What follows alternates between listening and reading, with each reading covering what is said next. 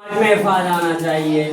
अवतल दर्पण है माइनस में, 20 सेंटीमीटर फोकस दूरी के अवतल दर्पण के सामने लेंस से 30 सेंटीमीटर दूरी पर रखी वस्तु के प्रतिबिंब की स्थिति ज्ञात कीजिए।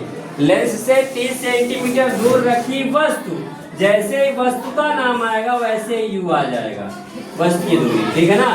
अवतल दर्पण की बात है, ये भी माइनस में और ये भी माइनस में, ठीक है ना।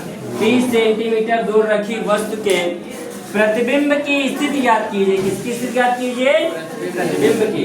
अर्थात हमसे v का मान पूछ रहा है। क्या मान पूछ रहा है? v का। आपको पता होगा दर्पण सूत्र, दर्पण सूत्र होता है 1/f बराबर 1/v प्लस 1/u, ठीक है ना। हमको v ज्ञात करना है तो v को इधर रहने दीजिए, u को इधर भेज देंगे तो हो जाएगा 1/f। ये प्लस में था, इधर आया तो माइनस में हो जाएगा, ठीक है। अब आप चाहे तो इसको ही लिखा रहने दीजिए, चाहे तो आप इस तरह लिख सकते हैं 1/v बराबर 1/f माइनस का 1/u। इसको इधर कर लिया, इसको इधर कर लिया, ठीक है ना।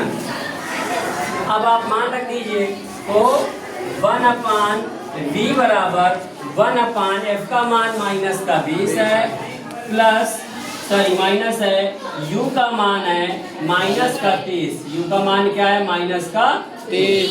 1/v बराबर, ये माइनस यहाँ पर ले आइएगा, ये माइनस माइनस प्लस हो जाएगा 1/30।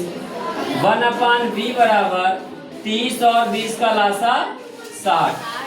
20 के भाग देंगे कितना आएगा? 3 आएगा। 3 का इसमें गुणा कराएंगे तो माइनस का 3। 30 दूनी 60, 2 आया, 2 का इसमें गुणा हुआ, 2 1 2। 1/v बराबर, ये जब घटेगा तो माइनस का 1 आएगा, ठीक है, और बटे 60 ठीक है। अब चाहे तो आप इसको v/1 और इसको 60/-1 कर लीजिए, v का मान ज्ञात करना है।